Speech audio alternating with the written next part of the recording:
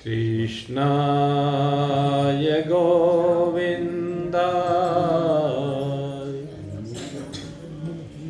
कृष्णाय वासुदेवाय कृष्णाय नारायणाय हरहे परमात्मने प्रणतक्लेशनाशाय गोविन्दाय नमो नमः। गोविन्दाय नमो नमः।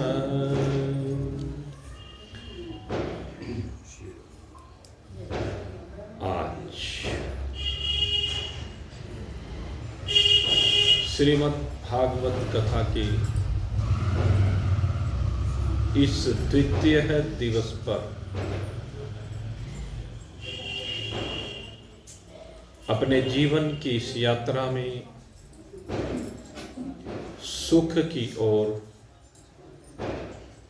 दूसरा पग बढ़ाने के लिए आमुख जिज्ञासु वृत्त। कल यहाँ पर भगवान की असीम महान महती कृपा से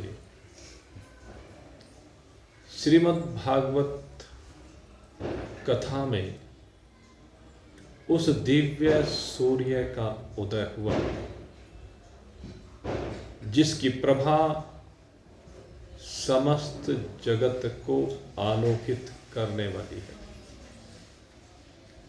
और इस बार की भागवत कथा में कल हमने आपसे बताया कि इस बार हम इसी के ऊपर चर्चा करेंगे कि किस प्रकार से भक्तों ने जिज्ञासा से संयुक्त होकर के अपने जीवन के अज्ञानांधकार को निवृत्त करके अपने जीवन को ज्योतिर्मय किया है। और इसी संदर्भ में चर्चा करते हुए सबसे पहला प्रयास सोनक आदि 88,000 ऋषियों ने किया और उनके प्रयास को आगे गति प्रदान कराई श्री सूत जी महाराज ने। कल इस दिव्य प्रसंग को आपने श्रवण किया। भक्ति देवी के जीवन में अंधकार व्याप्त हो गया क्योंकि कोई भी देवी ये नहीं चाहती कि उसके पुत्र अचेत हो जाए, बेसुध हो जाए। कोई भी मां ये नहीं चाहती कि इन विषों का विष पी करके, इस विषों के नशे में डूब करके उसका कोई बेटा बेसुध हो जाए। हर मां प्रयास करती है कि उसके बेटे जागृत हो जाए। श्रुति भगवती हम सबकी मां है और ये श्रुति भगवती बार बार हमें जगाती है। मंदालसा जिस प्रकार से अपने पुत्रों को जगाती है, उनके जीवन में उजियारा भर जाता है। मंदालसा के पुत्रों के जीवन में अंधकार का प्रवेश ही नहीं है। वास्तव में उनके जीवन में तो प्रकाश ही प्रकाश है। बस एक छोटा सा मंत्र प्रदान करती है मंदालसा। शुद्धोऽसि बुद्धोऽसि निरञ्जनोऽसि संसार माया परिवर्जितोऽसि संसार नेत्रां त्यज मोह उजाला मंदालसा वाक्यमुवाच पुत्रम। मंदालसा कैसे जगाती है अपने बेटे को? मंदालसा लोरी गा गा के अपने बालकों को सुलाती नहीं है, बल्कि मंदालसा अमृत पिला करके बच्चों को जगाती है। कहते रे बड़ा छोटा सा जीवन मिला है, बड़ी छोटी सी यात्रा है, इसमें तू सोने के लिए नहीं आया है। अरे सोते हुए तो न जाने तूने कितने शरीरों में रह करके यात्रा की है, लेकिन वो यात्रा जहां से प्रारंभ हुई वहीं पर निवृत्त हो गई। लेकिन इस बार मैं ऐसी यात्रा पर तुझे ले जाना चाहती हूं कि फिर यात्राओं की बात ही ना रहे, सारी यात्राएं निवृत्त हो जाएं। आगे ये चलने की बात ना रहे, स्थिरता की बात हो, अचलता की बात हो। और ये स्थिरता और अचलता अगर तुझे मिल सकती है तो केवल श्रुति भगवती की शरण में मिल सकती है। ये श्रुति भगवती तुझे जगाती है, उत्तिष्ठ जागृत है प्राप्य वरान्य बोधत है। किस लिए जगाती है? कहते हैं अगर यदि तू नींद में है तो बार बार मृत्यु से मृत्यु को प्राप्त होगा, लेकिन अगर यदि तू जाग गया तो फिर सोना क्या। कमाल कहता है जब तू जाग गया फिर सोने की बात ही कहां रह जाती है, सोने की बात ही क्या रह जाती है।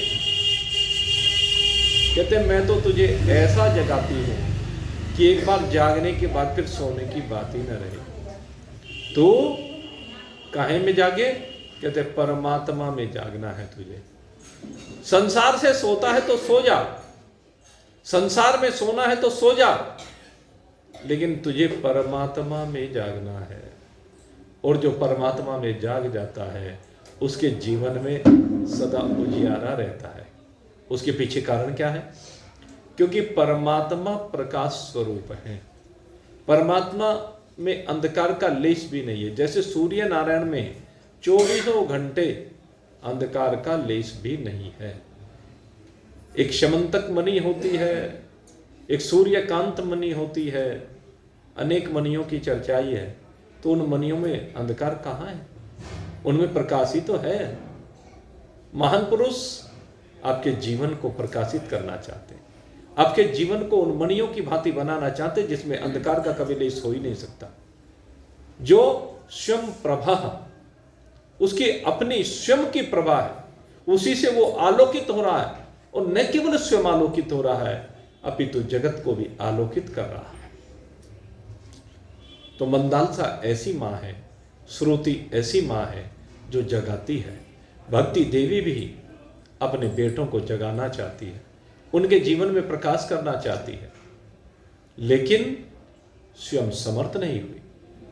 और मेरे मित्रों, भक्ति देवी से यहां पर हमें सूत्र मिलता है कि जब किसी कार्य को करने में हम स्वयं सक्षम नहीं हैं तो फिर किसी संत को खोजना चाहिए। और संत भी कैसा हो? कहते हैं कि जो निरीक्षण हो, कोई लोभ लालच ना हो, जिसे आपसे कुछ चाहता ना हो। अगर किसी को कुछ चाहिए तो वो संत हो ही नहीं सकता। जिसकी वासनाएं हैं, कामनाएं हैं, इच्छाएं हैं अपने शिष्य से कुछ प्राप्त करने की, तो भाई वो तो व्यापारी है। और कथा व्यापार नहीं हो सकती। व्यापार करने के लिए गृहस्थ में सब अपने अपने जीवन की यात्रा को आगे बढ़ाने के लिए व्यापार तो कर ही रहे हैं भाई, करते रहे, कोई दोष नहीं है। लेकिन जो व्यापार भी करते हैं वो धर्म पूर्वक करें। अपने व्यापार में किसी भी प्रकार की हेरा फेरी, छल कपट नहीं होना चाहिए। नहीं तो ध्यान रखना मेरे मित्रों, आज का किया गया छल कपट कल निश्चित रूप से आपके साथ ही होना है। और जब आपके साथ होगा तो उस समय रोने के अतिरिक्त और कुछ रहता नहीं है। लेकिन तो यहां रोने के लिए नहीं आया है, तो यहां पर हंसने के लिए आया है। और हंस कब सकता है? जब किसी सच्चे संत की शरण में जाए और सच्चे संत की शरण में जाकर के उससे प्रार्थना करें कि हे प्रभु, इस अपार संसार समुद्र में, इस मझधार में मैं फंसा हुआ हूं, मुझे बाहर निकालिए। तो बाहर निकालने का रास्ता गुरुदेव बताते हैं, विश्वेश पादाम्बुज दीर्घ नौका। और एक ही उपाय है, कहते हैं विश्वेश। विश्वेश कौन है? जिससे विश्व की उत्पत्ति होती है, जिससे विश्व का पालन होता है, जिससे समस्त विश्व उन्हीं में लय हो जाता है यथा परिपूर्ण होने के बाद।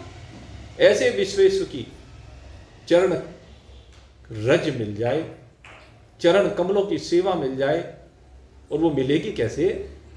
कहते जरा उनको पुकार, जरा बारंबार उनकी स्तुति कर, जरा बारंबार उनसे प्रार्थना कर। और निश्चय ही जब आप उनका स्मरण करते रहेंगे, उनको पुकारते रहेंगे, एक दिन वो दीनानाथ, वो करुणा निधान आप पर करुणा करने के लिए निश्चय ही आपके पास आएंगे। वो आपसे मिलने के लिए उसी प्रकार से बेचैन हो जाएंगे जैसे आप बेचैन हैं। और जब तक आपसे मिल नहीं लेते, जब तक आपके शीश पर अपना वरदस्त नहीं रख देते, तब तक उनको भी शांति नहीं मिलती। ये भक्त की पुकार की महत्ता है। इसलिए मैं कहता हूं मेरे मित्रों, छल कपट से भी रहित होकर के करो। क्योंकि एक दिखाऊ प्रेम होता है, लेकिन प्रेम दिखाऊ नहीं, प्रेम तो हृदय से होता है। जो दिखाऊ होता है वो तो वासनाएं होती हैं, चाहत होती हैं, कामनाएं होती हैं, इच्छाएं होती हैं। अब देख लेना कभी भी, जिनका प्रेम दिखाऊ होता है वो प्रेम नहीं होता है, वो वासना होती है। लेकिन जिनका प्रेम हृदय से प्रकट होता है, कहते वो प्रेम परमात्मा का स्वरूप बन जाता है। उस प्रेम से परमात्मा प्रकट हो जाते हैं, उस प्रेम से हमारे जीवन में उजियारा हो जाता है। भक्ति देवी नारद जी जैसे संत की शरण में जाती है। और जब भक्ति देवी नारद जी की शरण में गई तो नारद जी ने भक्ति के जीवन को रोशन कर दिया। पहले यद्यपि भक्ति नारद जी के हृदय में बसती है, लेकिन देखिए जो भक्ति नारद जी के हृदय में आकर के बसी, जब उस भक्ति देवी ने प्रार्थना की तो भक्ति के दुख का भंजन नारद जी ने ज्ञान की प्रकाश में किया, ज्ञान की रोशनी प्रदान की भक्ति को। तो इस बात के ऊपर ध्यान करने की आवश्यकता है कि भक्ति को भी ज्ञान की आवश्यकता है, भक्ति को भी वैराग्य की आवश्यकता है। जीवन में जब भक्ति हिलोरे मारने लगे ना, तो तब ज्ञान की ओर बढ़ना जरूरी है, तब ज्ञान के प्रकाश में आना जरूरी है। और भागवत का तो प्रारंभ ही यहीं से हो रहा है, सच्चिदानंद रूपाय विश्वोत्पत्त्यादि हेतवे तात्रय विनाशाय श्री कृष्णाय वयं नुमः। भागवत में क्या कहा? सच्चिदानंद रूपाय। यहीं से भागवत का शुभारंभ किया भगवान वेदव्यास जी ने।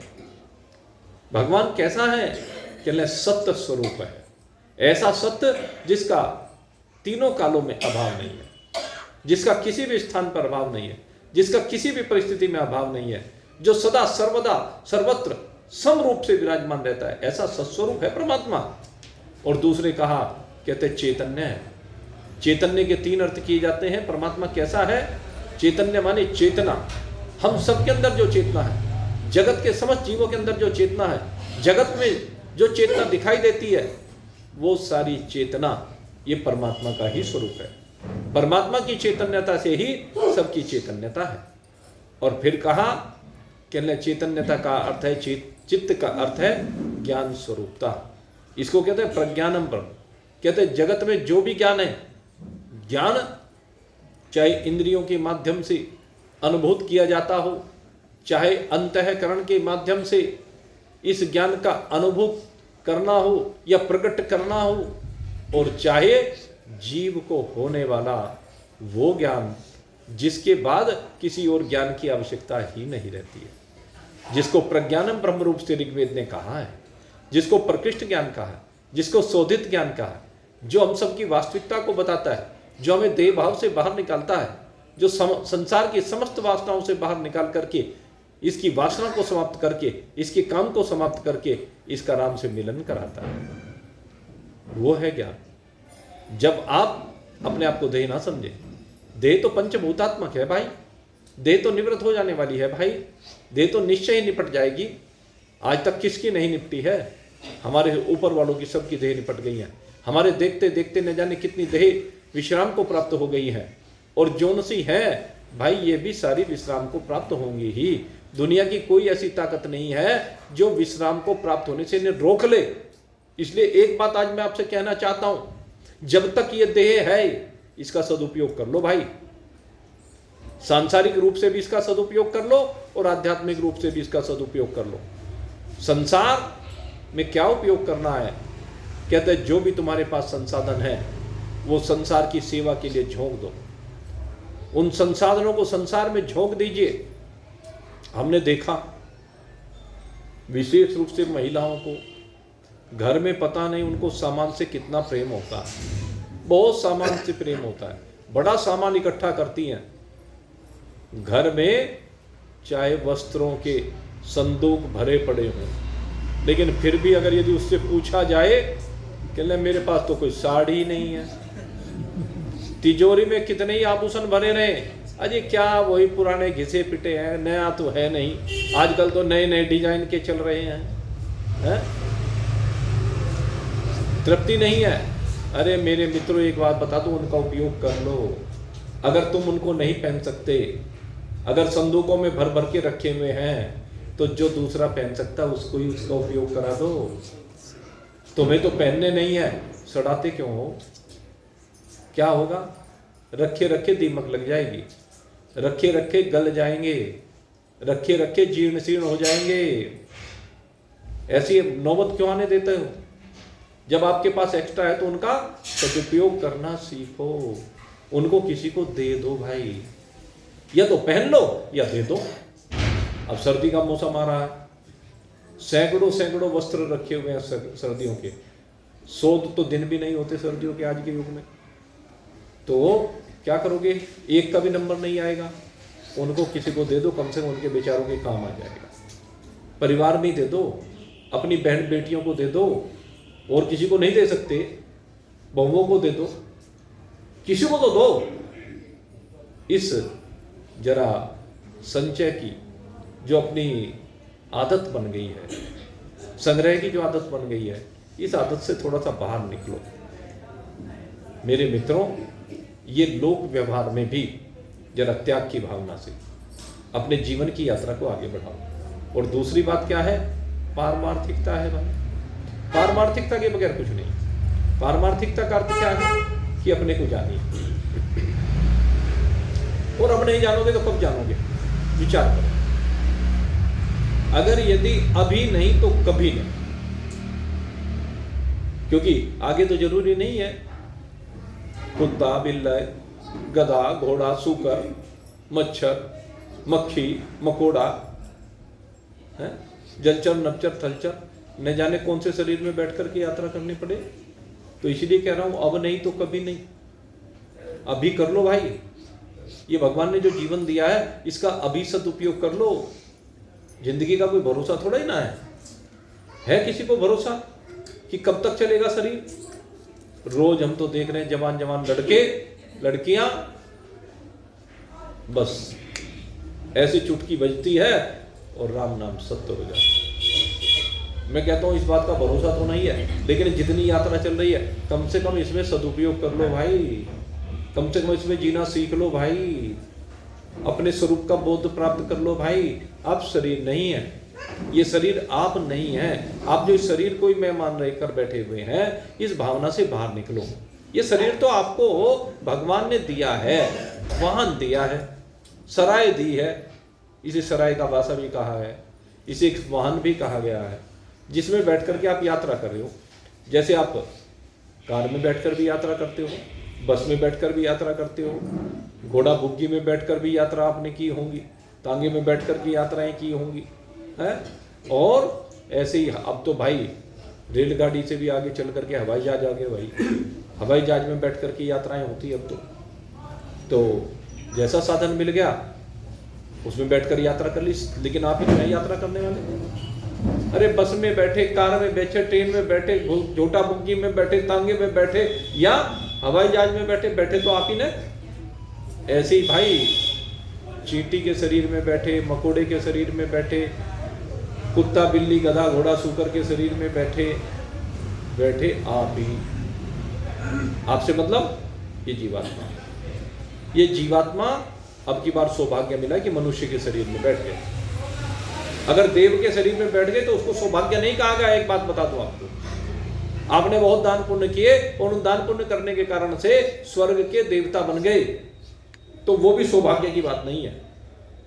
आप कहोगे जी क्या बात करते हैं, देवताओं को तो हम पूजते हैं। हाँ भाई, पूजने भी चाहिए, देवताओं को सबको पूजना चाहिए, इसमें कोई शक नहीं है।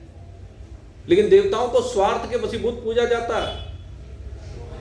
देवताओं को पूजा क्यों जाता है कि देवता मनोवांछित पदार्थ दें।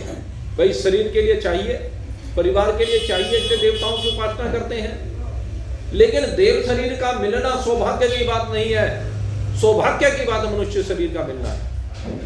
देव शरीर में बैठ करके आप भवसागर से पार नहीं हो सकते, इस मनुष्य शरीर में बैठ करके आप भव से पार हो सकते। इस बात को समझना पड़ेगा। इसलिए कहा गया ये शरीर सबसे दिव्य शरीर है। और इस शरीर को प्राप्त करके भी अगर यदि हमने अपना काम नहीं बनाया तो भाई मान विनाश कर दिया। तूने हीरा सा जन्म गवायो रे, भजन बिनु बावरे।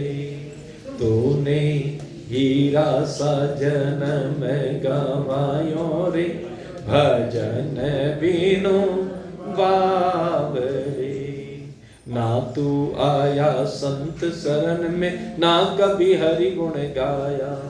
ना तू आया संत शरण में, ना कभी हरि गुण गाया।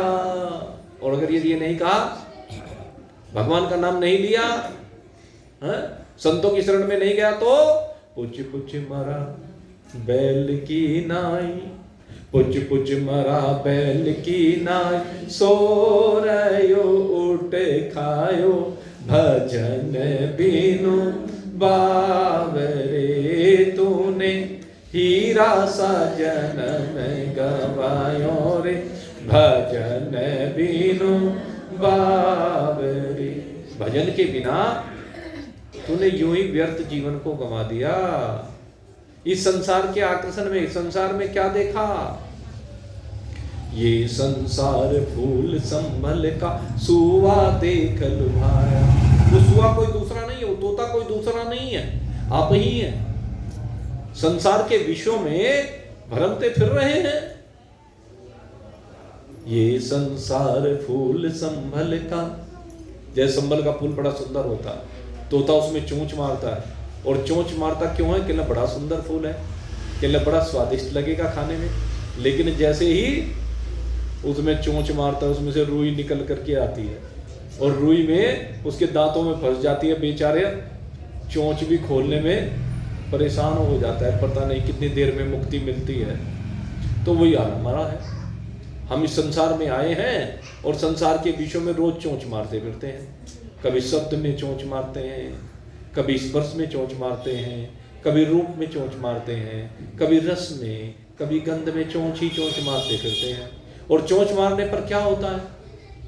कहते हैं जैसे रुई में उलझ पुलझ तोता हो जाता है, ऐसे ही हम भी संसार में मकड़ी का जाला बना करके उसमें उलझ पुलझ हो जाते हैं, अपने ही बनाए हुए जाल में उलझ जाते हैं। बेटा अपने रास्ते चलता है, बहू अपने रास्ते चलती है, माँ अपने रास्ते चलती है, बाप अपने रास्ते चलता है, भाई अपने रास्ते चलता है, बहन अपने रास्ते चलती है, मित्र अपने रास्ते चलते, सब स्वार्थी हो जाते हैं। एक माँ को तो जरूर कहा कि वो स्वार्थी नहीं है, लेकिन बाकी सब इस संसार में सब स्वार्थी हैं। और अगर यदि कोई निस्वार्थ है तो एक ही है, और वो होते हैं संत। जो सच्चे संत होते हैं वो निस्वार्थ भाव से अहेतुक कृपा करने वाले होते हैं। संतों की विशेषता यही होती है, वो फंसाते नहीं, वो उपाय बताते हैं। इस संसार के विषयों से बाहर निकल, संसार में भ्रमित मत हो। कहते संसार में तू आया है, ये संसार हाट बनिए कि सब जग सो दे आयो। समझना इस भजन को, बहुत दिव्य भजन है। ये संसार हाट बनिए कि सब जग सो दे आयो, चातुर माल चोगना कीनो, चातुर माल चोगना कीनो, मूरख मूल गवायो, भजन बिनु बावरे तूने, हीरा सा जन्म गवायो रे, भजन बिनु बावरे। इस संसार में सब कैसे आए हैं? जैसे कि व्यापारी होता है। व्यापारी क्या करता है? दुकान पर बैठता है, अपना सौदा बेचता है, और सौदा बेच करके क्या करता है? कहते अपने माल को सवाया करने का प्रयास करता है। आप जो भी व्यवसाय कर रहे हैं, जो भी व्यापार कर रहे हैं, उसमें सबकी अभिलाषा यही तो होती है कि रोज सवाया होता जाए। और संतों की भी अभिलाषा यही होती है। अभिलाषा में कोई फर्क नहीं है। चातुर माल चोगना कीनो, मूरख मूल गवायो।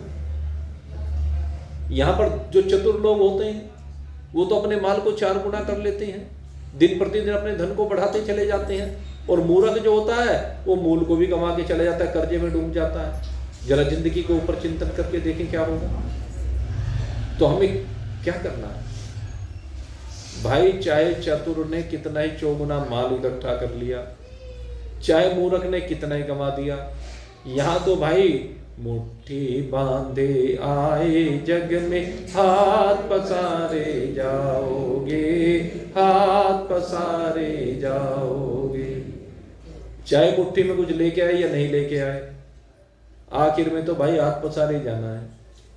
सबकी यही गति होनी है? सबकी यही तो गति होनी है कि सब यहीं पर धरा रह जाएगा। जर सिकंदर का यहीं पर रह गया, और मरते दम लुकमान भी ये कह गया। सब यही कह के गए कि मुट्ठी बांधे आए जग में, हाथ पसारे जाओगे। यहां से कुछ भी लेकर के नहीं जा सकते। लेकिन मीरा तो दूसरी बात कहती है, और तो धन है आने जाने। मीरा ने तो ये कहा है, कहले संसार के धन है वही आने जाने वाले। संसार के धन को आप यहां से साथ नहीं लेकर के जा सकते हैं। और तो धन है आने जाने, चलती फिरती छाया। और तो धन है आने जाने, चलती फिरती छाया। राम रतन धन घटत घटे न, राम रतन धन घटत घटे न, दिन दिन होत सवाया। मैंने राम रतन धन पाया, राम रतन धन पाया, मैंने राम रतन धन पाया। मीरा कहते हैं मैंने राम रतन धन पा लिया। ऐसा धन पाया ये भाई, ये राम रतन धन सबसे कीमती धन है। और धन तो है आने जाने, लेकिन ये धन आने जाने वाला नहीं है।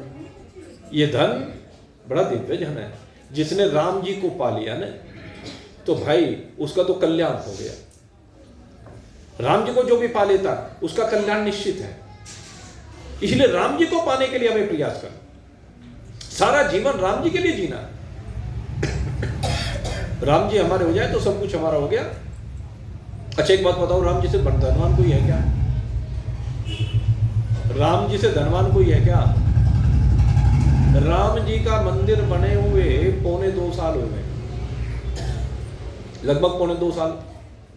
और 2.25 साल में जितने भक्त दर्शन करने के लिए वहां पर गए, रिकॉर्ड बन गया। आज तक कहीं भी इतने भक्त दर्शन करने के लिए नहीं गए किसी मंदिर में। हमारे तिरुपति बालाजी का मंदिर है जहां पर रोज लाइन लगी रहती है, कई कई घंटों में नंबर आता है। लेकिन राम मंदिर ने सारे रिकॉर्ड तोड़ के, राम जी की विशेषता है, जब राम जी आते हैं तो ऐसा ही होता है। और चढ़ावा आप कल्पना नहीं कर सकते। हम जब मंदिर बना तब भी गए, अब की बार नवरात्रों में फिर गए, और फिर अब की बार तो कथा भी करके आए जून में। तो राम मंदिर में गए, हमने देखा वहां का वैभव। और सबसे बड़ी बात क्या है, वहां किसी से मांगा नहीं जाता। इतना धन आया जिसकी कोई कल्पना नहीं। जितने रुपए राम मंदिर के बनाने में लगे उससे ज्यादा अब भी बैलेंस है। दुनिया भर की जगह खरीद ली और फिर भी बाकी बिन मांगे मोती मिले, मांगी मिले ना भी। तो वो राम जी, मैंने जब राम जी को देखा ना, अब की बार जब मैं नवरात्रि में दूसरी बार गया, मैं पिछली बार भी नवरात्रियों में गए, तो अब की बार जब हम गए तो अब की बार रामलला को जब देखा ना, तो बस देखते ही हृदय द्रवित हो गया। मैंने जब राम जी को देखा ना वहां पे, तो राम जी को देखते ही मैं कहने लगा, राम जी तुझे ही तो अपना बनाने के लिए आया हूं मैं। कहने बेटा फिर चिंता क्यों करता है, बना ले, मैं तो तेरे साथ भी चलूंगा।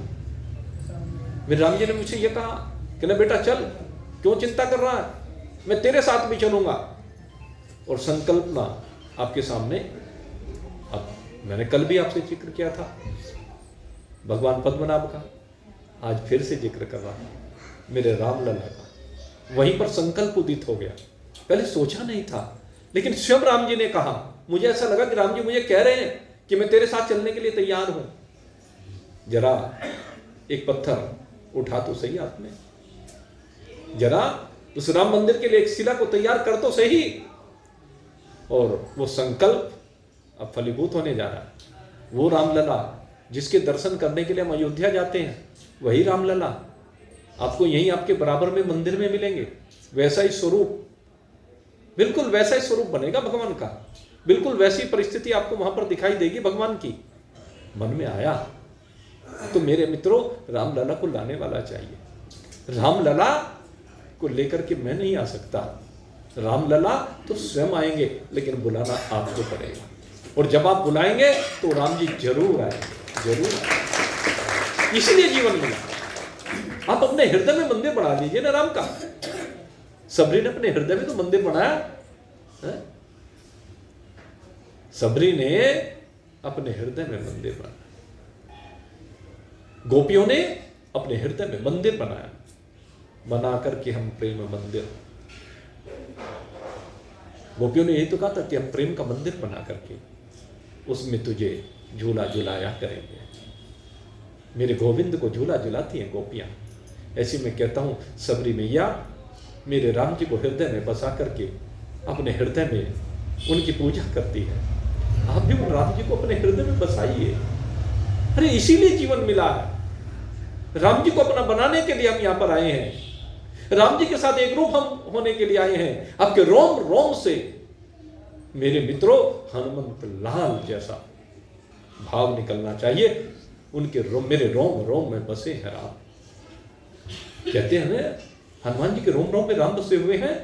और उन्हें प्रत्यक्ष दिखा दिया, अपना सीना चीर करके दिखा दिया। उनके हृदय में सीता और राम जी के दर्शन सबने किए हैं। और मैं कहता हूं, राम और सिया आपके हृदय में बैठे हुए हैं। बस जरा सा पर्दा हटाने की बात है। और जिस दिन पर्दा हटा देंगे, इसी का नाम ज्ञान हो जाता है, इसी का नाम ज्ञान का प्रकाश हो जाता है। तो दूसरी बात होती है ये चित्त ज्ञान स्वरूप। और तीसरी बात है मेरे मित्रों प्रकाशकता, जो समस्त जगत को प्रकाशित करना है। इसका काम ही यही है, समस्त जगत को प्रकाशित करने का।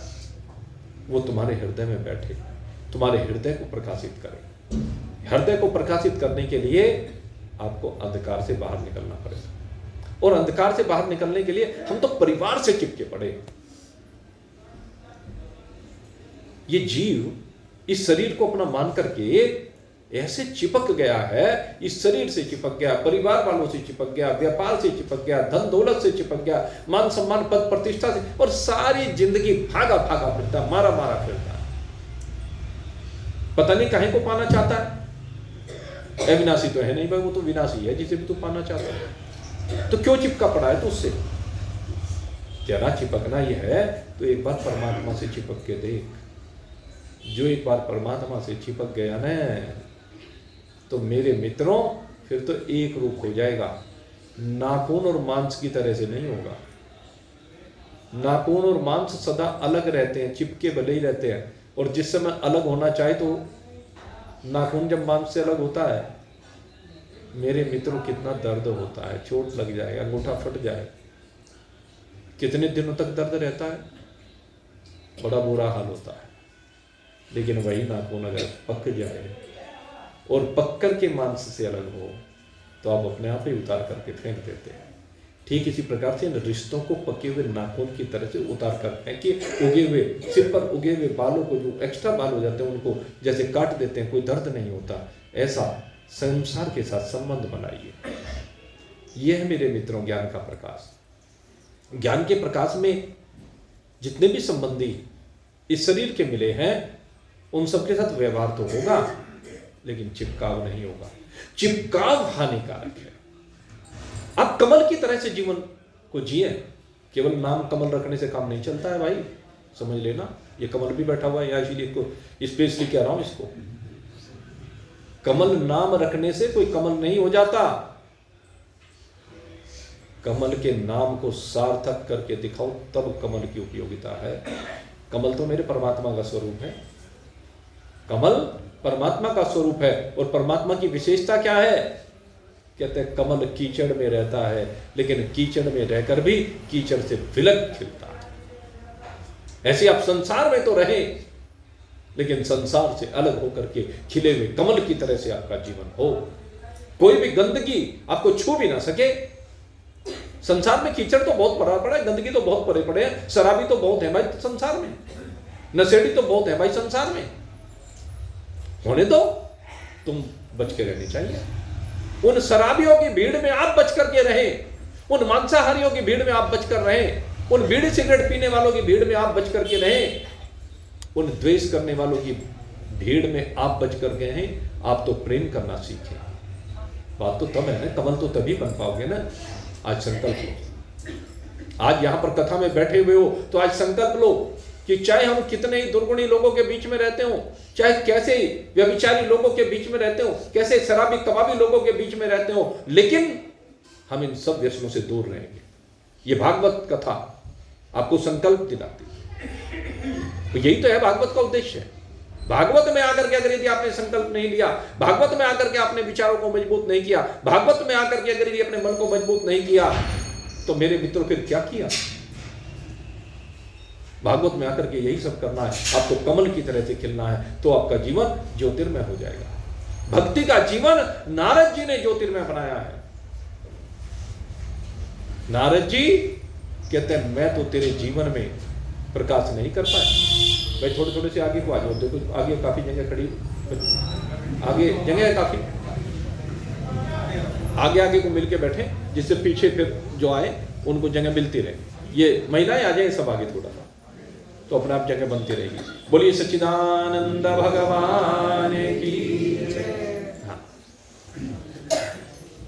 तो भक्ति देवी के दुख को दूर नारद जी ने स्वयं नहीं किया, अपितु नारद जी ने देखा कि जब मैं इसके दुख को दूर नहीं कर पाया, तो क्या किया? अपने बड़े भाइयों के पास गया और अपने बड़े भाइयों के पास जाकर के नारद जी ने निवेदन किया, है सनकादिक ऋषियों, आप तो बड़े दिव्य हैं, कोटि सूर्य समप्रभा, आपकी प्रभा करोड़ों सूर्यों को भी लज्जित करने वाली है। करोड़ों सूर्यों का प्रकाश भी आपके प्रकाश का मुकाबला नहीं कर सकते। क्यों? क्योंकि आपको अपने स्वरूप का बोध हो गया, क्योंकि आपने वो ज्योति जगा ली है। अब तो आपको अलग ही जगानी है। कहां? कहते हैं भक्ति देवी के हृदय में। भक्ति देवी के हृदय में अलग जगाइए।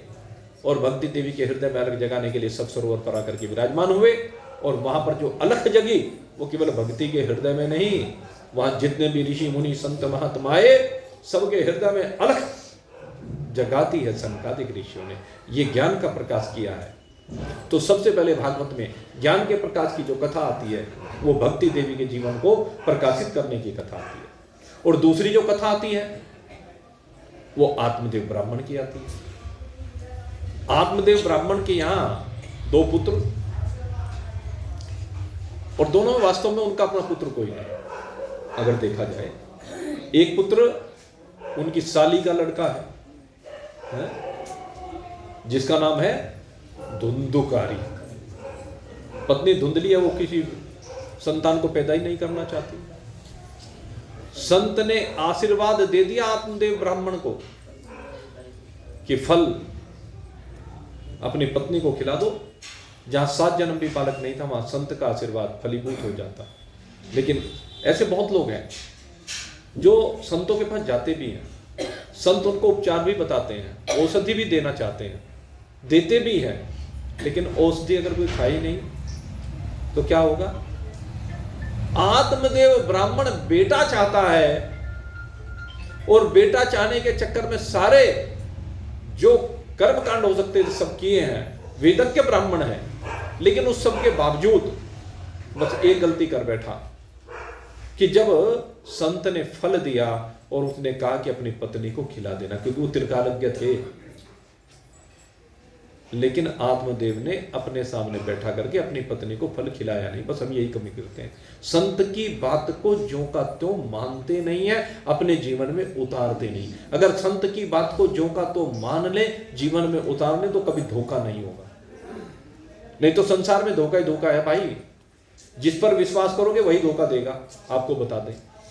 ऐसा तो कोई संत ही हो सकता है जो कभी धोखा ना दे, क्योंकि संत जानता है कि अगर यदि आज किसी को धोखा दिया है तो कल वो धोखा ब्याज सहित मेरे साथ ही होना है। लेकिन जो संत नहीं है वे तो करेंगे भाई। हम भी संसार को देखते हैं रोज, और संसार में कितना छल कपट भरा पड़ा है। पैसे के लिए कैसे बावरे हो रहे हैं लोग, मैं क्या बताएं। सारे रिश्ते नाते समाप्त हो जाते हैं। लेकिन मेरे मित्रों, जब आप आए हैं, विश्वास तो करिए, लेकिन अंधविश्वास करना बंद कीजिए। व्यक्ति को सबसे ज्यादा दिक्कत अंधविश्वास करने में होती है। अंधविश्वास कभी मत कीजिए। किसी संत के ऊपर तो अंधविश्वास कर सकते हैं, ये मैं आपको बताऊं। सिर्फ संसार में दो ही हैं, या तो भगवान है या भगवान का भक्त है, जिसके ऊपर आप आंख मीच करके विश्वास कर सकते हैं। अन्य संसार में किसी के ऊपर भी विश्वास करने के लिए नहीं कहा गया। अपने सगों के ऊपर भी विश्वास करने के लिए नहीं कहा। सबसे ज्यादा जो धोखे होते हैं वो अपने सगों के द्वारा होते हैं। सबसे ज्यादा जो दुख मिलते हैं वो अपने सगों के द्वारा मिलते हैं। इसलिए सजग होना, जागना है, और जाग करके विश्वास कीजिए, लेकिन अंधविश्वास नहीं कीजिए। नहीं तो जब ठोकर लगेगी तो फिर पछताने के अलावा कुछ नहीं होगा। चिड़ियों ने जब चुग खेत लिया, फिर पछतावत क्या होत है। इसलिए चिड़िया जब तक खेत चुगे उससे पहले ही सावधान हो जाइए और संभाल लीजिए अपने को। जो नुकसान हो चुका है हो जाने दीजिए, लेकिन अब आगे नुकसान ना हो, इस बात का उपाय अभी से करना प्रारंभ कर दीजिए। तो मेरे मित्रों, संतों के ऊपर विश्वास, संसार के नहीं, क्योंकि संत आपको परमात्मा से मिलाएंगे। अगर संत के ऊपर विश्वास कर लिया तो परमात्मा मिलेगा। आत्मदेव ने संत के ऊपर विश्वास तो किया सॉरी, लेकिन विश्वास करने के बावजूद उनकी बात को माना नहीं। अननोन संत थे, जान देने गए थे आत्मदेव ब्राह्मण तो, लेकिन विश्वास किया कि हाँ ये त्रिकालज्ञ हैं, मुझे बालक जरूर दे देंगे, ये विश्वास है। लेकिन बात तो नहीं मानी। जाके पत्नी को कह दिया कि फल खा लेना, लेकिन पत्नी ने तो धोखा दे दिया। अरे हाँ, ऐसे भी किसी फल के खाने से संतान हुआ करती है क्या? ये एक सिद्धांत बना लिया, और जबकि ये भूल जाते कि संत के मुख से निकली हुई बात पत्थर की लकीर हुआ करती है। जिनके भाग्य में संतान नहीं है उनके घरों में भी संतानें हो जाती हैं अगर संत कह देते हैं, लेकिन कोई माने नहीं, तो फिर बाद में पछताने के अलावा क्या है? अब शीश पकड़ क्यों रोवत है? अब शीश पकड़ के रोने से क्या होगा? जब चिड़ियों ने चुप खेत लिया, अब चिड़ियों तो समय निकल जाता है, समय होता है भाई।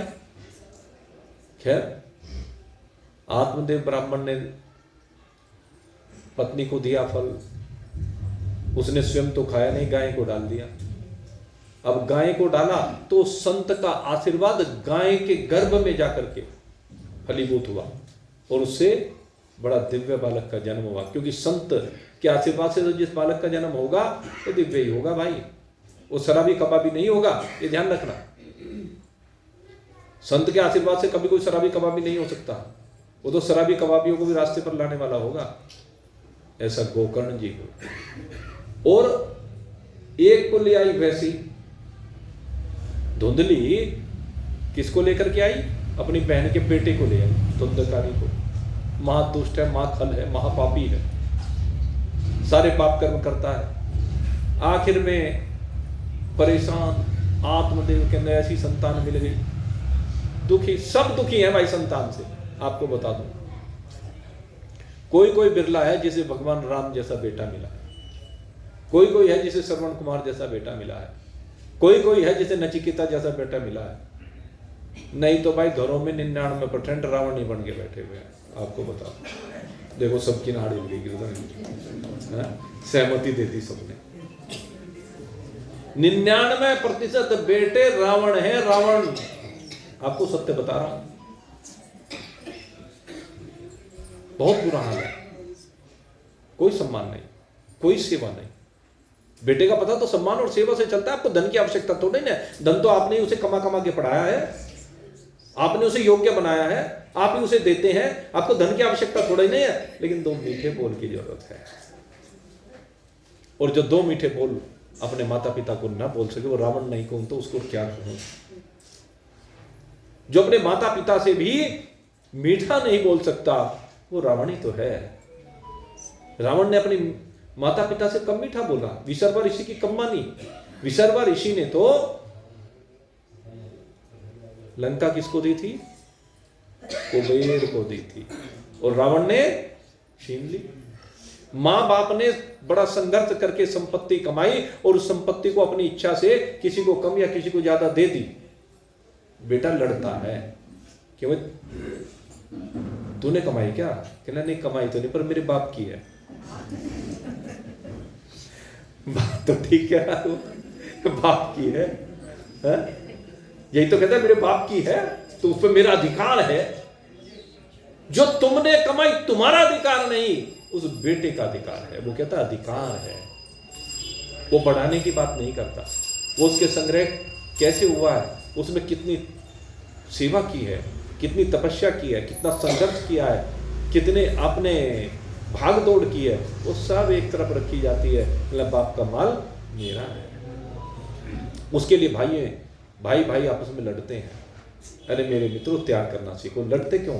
अपनी संपत्ति इकट्ठी करो ना, अपने को योग्य बनाओ ना। आवश्यकता तो इस बात की है, लेकिन नहीं, ये धुंधकारी ऐसा ही है। आखिर में बाप परेशान हो लिया। जो दूसरा बेटा है, उसने घर के माहौल को देखा, गोकर्ण ने, वो तो बेचारा अपने आप ही चला गया, सब छोड़ के चला गया। तो बंटवारा करने वाला तो रहा नहीं, दोनों भाइयों में बंटवारा करने वाला नहीं रहा। लेकिन उसके बाद जो वो छोड़कर भी चला गया, उसने बाप को परेशान करना शुरू कर दिया। आखिर बाप को भी उस बेटे ने उपदेश दिया, कहले पिताजी कहां चक्कर में फंसे हुए हो, इस बेटे के मोह में कहां फंसे हुए हो, छोड़ो सबको, एक दिन छोड़ के जाना ही है, इसलिए अभी छोड़ दो। ये बेटे के मोह से बाहर निकलो पिताजी। और बेटे के मोह से निकल गए। आत्मदेव ब्राह्मण तो मोह से निकल गए, और मोह से निकल करके जंगल में चले गए। जंगल में जाकर के क्या किया? कहते भगवान का भजन किया। यहां बेटा बाप का गुरु बना है, जबकि पिता विद्वान है। जैसे कल मैं बता रहा था ना, सोनक आदि ऋषि किसकी शरण में गए? सूत जी की शरण में गए। यद्यपि सोनक आदि का सम्मान बहुत बड़ा है, सूत जी तो बेचारे सम्मान के भूखे ही नहीं है, लेकिन उसके बावजूद उनकी शरण में गए। ऐसे यहां पर आत्मदेव ब्राह्मण को उपदेश गोकर्ण दे रहा, बेटे के उपदेश से बाप को वैराग्य हो रहा है, और बेटे के उपदेश से न केवल वैराग्य हुआ, अपितु ज्ञान का प्रकाश हुआ आत्मदेव ब्राह्मण के जीवन में। और उसको वहां जंगल में भगवान के साक्षात दर्शन होते हैं, वो भगवान के लोक को प्राप्त करते हैं आत्मदेव ब्राह्मण। ये है प्रकाश। भागवत में आत्मदेव ब्राह्मण के जीवन को प्रकाशित किया है। ये भागवत ऐसी चीज है। उसके बाद अब धुंधुकारी रह गया और उसकी मां धुंधली रह गई। अब दोनों के दोनों, अब ऐसी मां ऐसा बेटा। एक धुंधली। धुंधली कौन है? धुंधली वो है जिसकी बुद्धि पर धुंध जमी हुई हो, कालिक जमी हुई हो, काले कारनामे करती हो, है? और धुंधुकारी क्या है? कहले जो बस धुंध ही धुंध पैदा करता है, गंदगी गंदगी पैदा करता है, ऐसा धुंधुकारी है। अब दोनों माँ बेटे रहने लगे, लेकिन धुंधुकारी तो पक्का है। अब हाथ में डंडा उठाता है, माँ को पीटता है, ला माल, ला माल, जो मेरे बाप ने इकट्ठा किया वो माल ला। सारा माल उसे दे दिया, सब लुटा दिया वेश्याओं के ऊपर। 5 वेश्याओं को ले आया। ये 5 वेश्या कौन है? शब्द, स्पर्श, रूप, रस और गंध। इन 5 विषयों की आसक्ति ये 5 वेश्याएं हैं जीवन में, सबके जीवन में है ये। इन विषयों में जो हमारी आसक्ति, यही तो वेश्याएं हैं। इनका भोग करता है व्यक्ति, शब्द का, स्पर्श का, रूप का, रस का, गंध का, और ये से भिखारी बना देती है। धुंधकारी भिखारी तो बन गया, धुंधकारी कर्जे में ही तो आ गया। आखिर माँ परेशान हुई, माँ को जब पीटता है और एक दिन रात को घर से भाग गई, और घर से भागी तो कुएं में गिर के मर गई। धुंधली की गति तो यही होनी भाई, जो धुंधली होगी वो ऐसे ही मरेगी। आपको बता दें, पाप तो सामने आएंगे ही। ध्यान रखना, जितने भी ये दुख आते हैं ना, ये सारे हमारे पाप हैं। मान लो या ना मान लो, ये सारे पाप हैं। इन्हें देख देख करके भगवान बीच बीच में इनको जो भेजता है ना, बीच बीच में जब भगवान भेजता है, कहते हैं कोई बात नहीं, पहले किए हुए तो भोग लो, आगे के लिए इनसे सीख ले लो कि आगे मुझे पाप नहीं करना। एक आपको दर्पण दिखा रहे हैं। जब आपके जीवन में कुछ भी विकार भेजते हैं ना भगवान, अभाव भेजते हैं ना जीवन में भगवान, तो समझ लो ये हमारे पाप का फल आया है। उसको सहज भाव से, उसको तो सहन करो और आगे के लिए पाप ना करने का संकल्प करो। यही है जीवन जीने की कला, यही है जीवन को प्रकाशित करने की कला। अच्छा सच सच बताओ, ऐसा कोई है जिसने पाप ना कर रखा हो? एक वो फिल्म में गाना आया करता है ऐसा ही, मेरे वो उसके बोल ध्यान नहीं रहे। जिसने पाप ना किया हो, कह रहे कौन?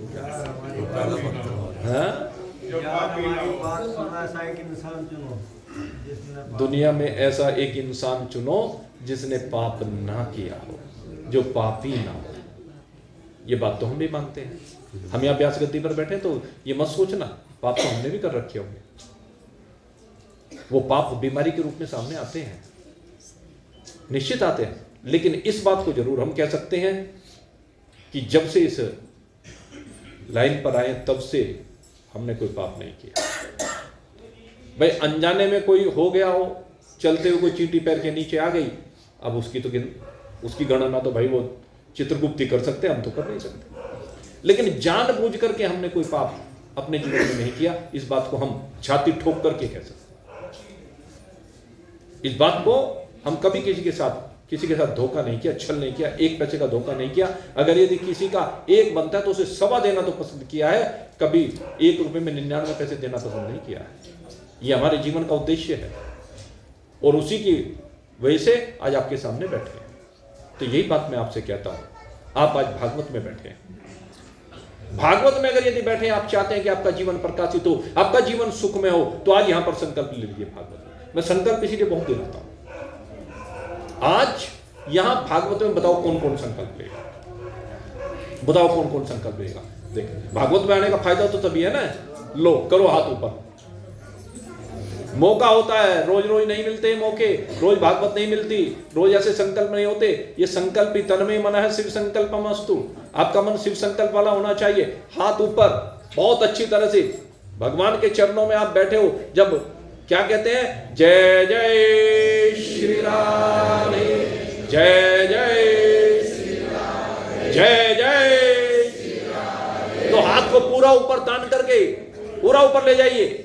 जय जय श्री राधे जब करते हैं तो पूरा हाथ को, ये क्या है, पूर्ण शरणागति है। भगवान की संपूर्ण शरणागति के लिए हाथ को पूरी तरह से ऊपर किया जाता है। और कहिए आज भगवान राधा कृष्ण के दरबार में आप बैठे हुए हैं, जैसे मैं बोलूं वैसे आप भी बोलते जाइए। हे भगवान श्री राधा कृष्ण जी, आज इस भागवत कथा में हम आपके सन्मुख हैं, और हे प्रभु हम आपसे प्रार्थना करते हैं, आज तक जितने भी पाप पूर्व जन्मों में हुए हैं, हे प्रभु आप कृपा कीजिए और उनको भस्म कर दीजिए। और हे प्रभु हम आज आपको विश्वास दिलाते हैं कि अब से कोई भी पाप अपनी जानकारी में नहीं करेंगे, नहीं करेंगे, नहीं करेंगे। बोलिए सच्चिदानंद अब आपको कोई पाप नहीं करना है। अगर यदि आपने आत्मदेव की तरह से नहीं करना है, पर उपदेश कुशल बहु तेरे, आज मैं तो जाके संकल्प ले आई कि मैं तो कोई पाप नहीं करूंगी, पर तू कर सकती है। तू बहू को जाके कहे, पतिदेव को जाके कहे आपके ऊपर कोई प्रतिबंध नहीं, मेरे ऊपर प्रतिबंध है। हाँ, ये नहीं। आपने जब पाप ना करने का संकल्प लिया, उनको भी कहना कि आज आप मेरे साथ आप भी संकल्प लो, आप मेरे अपने हो कि आज से हम अपने जीवन को शुभता की ओर लेकर जाएंगे। अब हम कोई पाप नहीं करेंगे, भूले से भी कोई पाप नहीं करेंगे। ये जीवन की बात है।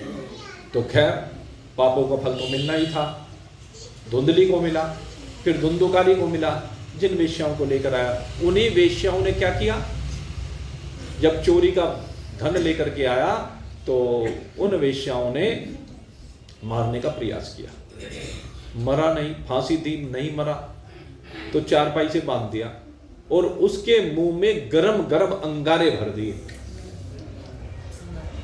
यही तो है पाप की सजा। उसके मुख में गरम गरम अंगारे भर डाले और गरम गरम अंगारे जब उसके मुंह में गए, जलाने लगे और जल जल करके, जिंदा जल करके तड़पने लगा। पापियों के साथ यही होता है। और तड़प तड़प करके उसने प्राण दिए, और जब तड़प तड़प करके प्राण दिए तो आखिर में प्रेत बन गया, पिशाच बन गया, और पिशाच बन करके वहां रहने लगा। वो वेश्या धन लेकर के साफ हो गई। इसके बाद एक दिन गोकर्ण तीर्थ यात्रा से वापस आ रहा था घर, और घर पर जब आ रहा था तो रात को साफ सफाई वगैरह करने के बाद घर में लेट रहा था। लेकिन क्या हुआ, जब वो लेटा हुआ था उसने देखा एक पिशाच बार बार आता है रूप बदल करके, कभी कुछ बनकर आता है, कभी कुछ बनकर आता है, डराने का प्रयास करता है। अब गोकर्ण तो पंडित ज्ञानी थे, तपस्वी थे। इन चीजों का जो प्रभाव होता है ना, वो पापियों के ऊपर ही होता है। आपको बताएं, जो धर्मात्मा होते हैं उनके ऊपर इन दुरात्माओं का प्रभाव नहीं होता। ये जो दुरात्मा होते हैं, देखो प्रेत और पितर में फर्क होता है, आपको बता दें। पितृ योनि अलग योनि है, प्रेत योनि अलग योनि है। जो प्रेत योनि है वो हानिकारक है, पितृ योनि हानिकारक नहीं होती। हाँ, अगर यदि कोई अपना पितर ही प्रेत बन जाए तो वो हानिकारक होगा। अन्यथा कभी भी कोई पिता अपने बेटे का बुरा सोच सकता है क्या, कर सकता है क्या? पितर कभी किसी का बुरा नहीं करते। जी हमारे पितर तो बिगड़े हुए हैं, बिगड़े हुए नहीं है, वो प्रेत हैं। इसका मतलब सीधी सी बात है, बिगड़े हुए का मतलब वो प्रेत हैं। प्रेत ही परेशान करता है, पितर परेशान नहीं करते। पितर तो अपने बच्चों का भला चाहते हैं। जब वो हमारे पितर हैं तो हमारा भला चाहेंगे, सदा अपना आशीर्वाद देंगे। वो वहीं बैठे बैठे अपना आशीर्वाद देते हैं। तो प्रेत बन गया, प्रेत बन करके डराने लगा। गोकर्ण ने देखा, अच्छा मुझे डराता है। हाथ में जल लिया, अभिमंत्रित किया और अभिमंत्रित जल को उसके ऊपर छींटा दे दिया। और जैसे छींटा दिया वो सामने आ गया। कहने कौन है? कहने तेरा भाई हूं। कहने मेरा भाई? कि हाँ मैं धुंधुकारी हूं। कहने अच्छा, तेरे लिए तो मैं गया में श्राद्ध कराया था। कि हाँ वो बात तो ठीक है, तुम गया में श्राद्ध कराए, लेकिन गया के श्राद्ध से भी मेरी मुक्ति नहीं हो सकती। क्यों? उसके पीछे कारण था। उसके पीछे कारण ये था कि वो था तो दूसरे गोत्र का, और यहां दूसरे गोत्र में उसका श्राद्ध हुआ। पंडित आत्मदेव का गोत्र अलग था और वो जो उसकी बहन का गोत्र अलग था। अब उस गोत्र में उसका श्राद्ध किया तो पता नहीं, वो तो यूं ही व्यर्थ हो गया। जब शुभ कर्म तो हुआ लेकिन वो उसको प्राप्त नहीं हुआ। अगर यदि वो जो धुंधुकारी था उसका विधिवत रूप से दत्तक संस्कार हुआ होता। आपको आज ये बात बता देता हूं, कई दंपत्ति ऐसे होते हैं जिनके यहां संतान नहीं होती। जब संतान नहीं होती तो वो किसी को गोद ले लेते हैं। तो देखिए, दत्तक संस्कार भी विधि पूर्वक कराना चाहिए, अपने गोत्र में शामिल करना चाहिए उसको, यूं ही नहीं।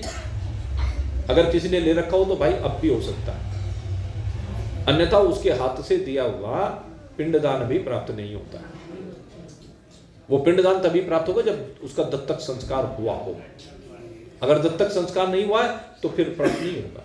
इसलिए मेरे मित्रों, ये कार्य बहुत जरूरी है। कहने के फिर मेरी मुक्ति कैसे हो? तो तेरी मुक्ति कैसे हो? गोकर्ण जी ने पूछा। कहने भाई ये तो तू पंडित ज्ञानी है, मैं तो हमेशा दुष्ट रहा, पापी रहा, मैंने तो सारी जिंदगी परेशान किया लोगों को, मैंने तो अपने माँ बाप को मार दिया, ऐसा जीवन। कहने लगे तू ही जानता है। कहने अच्छा मैं सोचता हूं। अब प्रातःकाल गोकर्ण जी सूर्य नारायण को अर्घ्य दे रहे थे और सूर्य नारायण को अर्घ्य देते देते भाव आया, तो सूर्य नारायण से प्रेरणा हुई कि इसके लिए श्रीमद् भागवत कथा का आयोजन, इसके जीवन को अगर प्रकाशित करना, इसे प्रेत देह से मुक्त कराना है तो क्या करें? श्रीमद् तो श्रीमद् भागवत करने के लिए सूर्य नारायण ने प्रेरणा दी और गोकर्ण जी ने कहने लगे ठीक है मैं इसके लिए श्रीमद् भागवत कथा करता हूं। उन्होंने श्रीमद् भागवत कथा को किया और श्रीमद् भागवत कथा को उस प्रेत ने सुना। मुख्य बात क्या होती है? भागवत हम कराते नहीं है लेकिन सुनते नहीं, सबसे बड़ी समस्या ये है।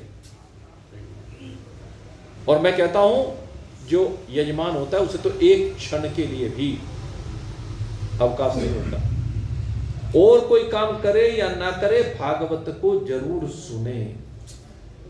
और हमने क्या देखा, जो आयोजक होता है वही नहीं सुन के देता पूरी तरह से, क्योंकि वो काम धंधों में व्यस्त रहता है, वो आने जाने वालों की खातिर तवज्जा में व्यस्त रहता है। खातिर तवज्जा तो वक्ता की होनी चाहिए। श्रोता का काम क्या है? वक्ता की खातिर तवज्जा यानी सेवा होनी चाहिए। बाकी तो सब जैसा वो है ऐसे ही और है, सब मित्र में है, सब प्रेम में आए हैं। व्यवस्था सबसे जरूरी है, कथा को सुनना। यहां कथा को सुनाने के लिए तो हम बैठे हैं और आप सुनने के लिए बैठे हैं, लेकिन यजमान का सबसे पहला दायित्व है कि वो कथा को पूरी तरह से पूर्ण रूप से सुने। और जब कथा को पूर्ण रूप से सुनते हैं तो धुंधकारी प्रेत होने के बावजूद वो कथा को सुन रहा। वहां पर उत्तम नगर, उस नगर का नाम है उत्तम नगर।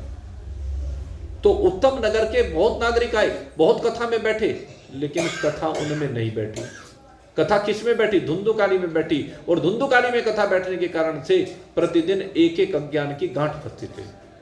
जो अज्ञान का अंधकार उसके जीवन में हुआ था, जिसके कारण से वो पाप कर्मों में लिप्त हुआ था, वो सारा अज्ञान का अंधकार दूर होने लगा। और जब अज्ञान का अंधकार दूर हुआ तो 7वें दिन चमत्कार हुआ। कहले जैसे ही कथा का पर्यवसान हुआ, पूर्ण आहुति हुई, अंतिम श्लोक बोला, और जैसे ही अंतिम श्लोक श्रीमद् भागवत का गोकर्ण जी ने बोला, नाम संकीर्तनम यशः सर्व पाप प्रणाशनम प्रणामो दुख समनस्तम नमामि हरि परम नमामि हरि परम नमामि हरि परम। उसी समय क्या हुआ? कहते आकाश में गड़गड़ाहट होने लगी। किस चीज की? कहले विमान की। आज भी कोई हवाई जहाज जाए तो तुरंत गड़गड़ाहट होगी ना, तो इसी प्रकार से गड़गड़ाहट हुई विमान की। और देखा एक बड़ा दिव्य विमान नीचे उतर करके आया। बड़े दिव्य भगवान के पार्षद चतुर्भुजी रूप में शंख चक्र गदा पद्म धारण किए हुए वहां आए, और उन्होंने आकर के धुंधुकारी को भी दिव्य देह प्रदान की। वो प्रेत की देह से विमुक्त हुआ और दिव्य देह को प्राप्त हुआ। उस दिव्य देह को प्राप्त करके उन्होंने उसे रथ में बैठाया, और जब रथ में बैठा करके भगवान के पार्षद लेकर के चलने लगे तो गोकर्ण जी ने पूछा, ठहरो ठहरो, बोले क्या बात? कहले कथा तो इतने लोग बैठे, इन्होंने सबने सुनी, इनके लिए क्यों रथ लेकर के नहीं है? कहने लगे भाई गोकर्ण, ये कथा में बैठे तो जरूर थे, शरीर तो इनका बैठा हुआ था, उससे पुण्यों का अर्जन तो हुआ, लेकिन ये कथा में बैठे कहां थे? तो कोई घर में बैठा था, कोई व्यापार में बैठा था, कोई पत्नी के बारे में सोच रहा था, कोई पति के बारे में सोच रहा था, कोई अड़ोसी पड़ोसी के बारे में सोच रहा था, कोई प्रधानमंत्री राष्ट्रपति के बारे में सोच रहा, कोई बम विस्फोट के बारे में सोच रहा था। अब ये तो वहां थे, इनके मन में कथा कहां चल रही थी? इन्होंने कथा को ग्रहण नहीं किया, इसलिए इनके लिए विमान नहीं आए। अब गोकर्ण जी को उत्तर मिला। उसके बाद गोकर्ण जी विधि पूर्वक उनको विदा करते हैं। ज्ञान का प्रकाश धुंधुकारी के जीवन में भी हो गया। जब एक संत ने चाहा तो धुंधकारी के जीवन में भी प्रकाश हो गया। तो दूसरा दृष्टांत यह आता है जब धुंधकारी के जीवन में प्रकाश हुआ। यह महात्मा चल रहा। और तीसरा प्रकाश किसके जीवन में हुआ? कहते हैं जब गोकर्ण जी वहां से विदा होकर के चलने लगे तीर्थ यात्रा के लिए, तो उत्तम नगर की सारी जनता इकट्ठी हो गई। क्यों हुई इकट्ठी? कहने लगे कहां जाता है? कहीं टाइम दे रखा है कि नहीं? टाइम तो नहीं दे रखा है। आगे कहीं कथा करनी है कि नहीं? हाँ कथा तो करनी है, पर ये नहीं कि फला जगह पर करनी है, जहां जैसी इच्छा होगी भगवान की वहां ले जाएंगे। कहने लगे तो फिर यहाँ लेके तो आए हुए, यहाँ से क्यों जाता है, क्या करूं? कहने लगे अब तक तो तूने अपने भाई के लिए कथा की है, टेलर देख लिया ना, अब तक भाई के लिए कथा की है, अब हमारे लिए कथा कर। कथा का बड़ा सुंदर दिव्य आयोजन हुआ। उत्तम नगर में कथा का आयोजन हुआ, और इस कथा की सबसे बड़ी विशेषता क्या है कि वहां पर गांव के सब व्यक्ति आकर के बैठे हैं, और इस बार कथा में बैठे हैं। और जब कथा में बैठे हैं तो इस बार गोकर्ण जी ने जब कथा की तो कथा उनमें बैठ गई, और जब कथा उनमें बैठ गई तो उनके अंदर आकर के राम जी बैठ गए, और जब राम जी आकर के बैठ गए फिर तो आकाश से विमानों की असंख्य विमान आए, और असंख्य विमानों में बैठ करके, सब विमानों में बैठ करके शंख चक्र गदा पद्म धारण किए वो भगवान के लोग को प्रस्थान करते हैं। ये बड़ी दिव्य कथा हुई। गोकर्ण जी ने जो कथा की है ये बड़ी अलौकिक कथा है, इसीलिए क्योंकि इसमें सबकी मुक्ति हुई, उत्तम नगर के सब नागरिकों की मुक्ति हुई है। और इसमें मुझे वही फिर दृष्टांत याद आ जाता है, ऐसा या तो गोकर्ण जी की इस कथा में हुआ है, या इससे पहले जब भगवान श्री राम इस धराधाम का परित्याग करके सरयू को माध्यम बना करके ये लोक का परित्याग करके अपने वैकुंठ धाम को जाने लगे, तो उस समय अयोध्या के समस्त नागरिक वहां पर आकर के विराजमान हुए, और भगवान के साथ साथ जो भी चलने का इच्छुक हुआ एक तरफा सब भगवान के साथ साथ भगवान के धाम में जाते रहे। और जो जाने के इच्छुक नहीं थे उन्होंने ने भी जब टेलर देख लिया, कहने लगे तो सारे के सारे चतुर्भुजी रूप धारण करके यहां से जा रहे हैं, कहने लगे ऐसा मौका फिर कहां मिलेगा। जोनसों के मन में कोई छल था, कपट था, संशय था, वो सब दूर हुआ। प्रत्यक्ष के लिए प्रमाण की आवश्यकता नहीं होती है, तो प्रत्यक्ष उन देख रहे थे, और प्रत्यक्ष देख करके वो भी सब रामलला के साथ में भगवान के धाम को चले जाते हैं। ऐसा दिव्य। तो मेरे मित्रों, कथा में जो भी बैठता है वो सब भगवान के धाम को प्राप्त होते हैं। और मैं तो कहता हूं अपने हृदय को भगवान का धाम बना दीजिए, यही तो है भागवत कथा, अपने हृदय को भगवान का धाम बनाना है। ये श्रीमद् भागवत कथा का जो शुभारंभ हुआ है, ये भगवान वेदव्यास जी ने शुरुआत किया है। तो दग्ध हृदय वालों के लिए क्या है, जन्मादश्य तमनवारे तप्तश्चर्था स्वराटे तेने ब्रह्म हृदय मुह्यन्ति सूर्य। कहते हैं जकार से प्रारंभ किया, जकार एक दग्ध अक्षर है, हम सबका हृदय दग्ध है। देखो जब हृदय दग्ध होता है ना तभी भगवान की ओर बढ़ता है। आपको बता दें तो व्यास जी का हृदय भी दग्ध है। क्यों दग्ध है? कि 18 पुराणों की रचना कर ली, 17 पुराणों की, महाभारत जैसा दिव्य ग्रंथ, 5वां वेद, चारों वेदों का विभाजन, ब्रह्मसूत्र जैसा दिव्य ग्रंथ ये भी लिख लिया, लेकिन उसके बावजूद भी हृदय दग्ध है, यानी संतप्त है, यानी परेशान है अभी भी। क्यों? मन में अभिलाषा है कि मेरे यहां कोई पुत्र नहीं है, और है पुत्रस्य गतिर्नास्ति। धर्म की व्याख्या करने वाले भगवान वेदव्यास जी कहते हैं पुत्रस्य गतिर्नास्ति, कहते हैं जो पुत्र जिसके यहां नहीं होता उसकी गति नहीं होती है। अब उन्होंने ये धर्म का सिद्धांत दे दिया, लेकिन ब्रह्मसूत्र जैसा ग्रंथ लिखने के बाद अभी भगवान वेदव्यास जी ये क्या लीला कर रहे हैं? इनको पुत्र की कामना कहां से हो गई? अरे जितने भी सन्यासी होते हैं उनके यहां तो किसी के भी पुत्र नहीं होता, तो इसका मतलब उनकी गति नहीं होती। अरे ये सारी दुनिया की गति कराते हैं, समस्त भक्तों की गति कराते हैं, उनको भी गति की आवश्यकता है क्या? उनकी गति तो भगवान ने कहा है कि जो मेरी महिमा का गुणानुवाद करता है वो तो मेरा ही स्वरूप हो जाता है।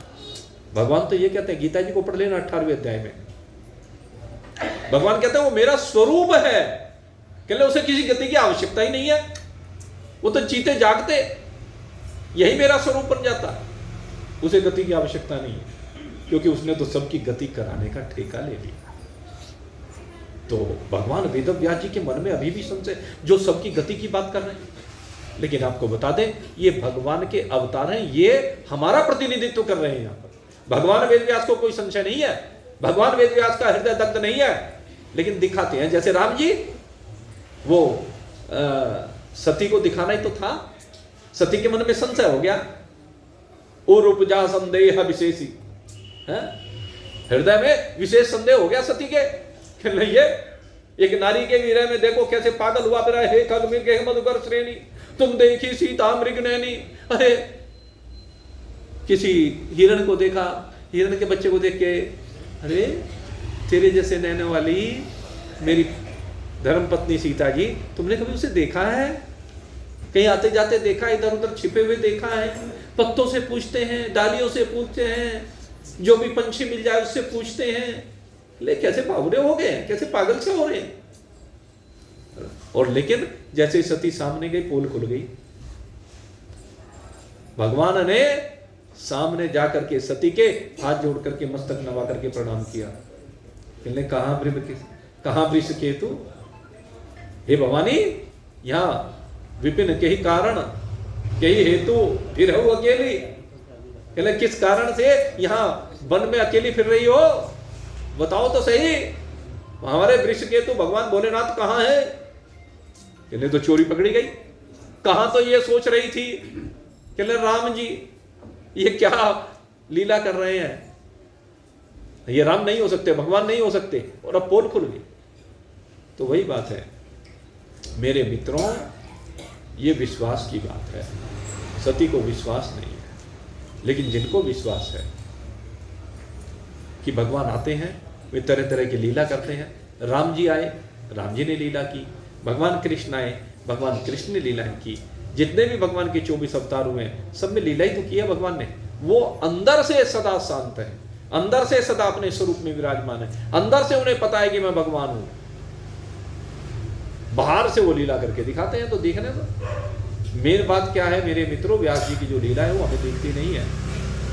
उन्हें संसार को उपदेश देने के लिए वो मनुष्य बन जाते हैं कि ऐसी परिस्थिति में क्या करना चाहिए, ये दिखाते हैं भगवान यहां करके।